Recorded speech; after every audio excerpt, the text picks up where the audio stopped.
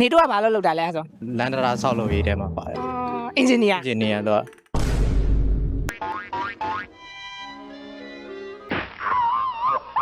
နှစ်နဲ့သုံးနဲ့ပါ ရှစ်နှစ်နဲ့သုံးနဲ့ပေါင်းရှစ်ရတာသူ့ရဲ့ basic သင်ချာပဲဟာ ထမင်းကဘာနဲ့စားလဲ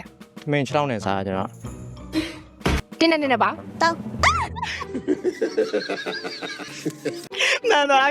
ထမင်းကဘာနဲ့စားလဲ ရေနဲ့ အင်နာကျော်စရာဘာလို့လုပ်တာလဲ အရင်ခက်တယ်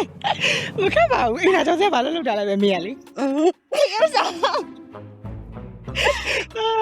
ရေထဲမှာအသက်မရှိရတော့ပါ ဝက် တင်းနဲ့ပါ ငါ ထမင်းကဘာနဲ့စားလဲ ခြေထောက်နဲ့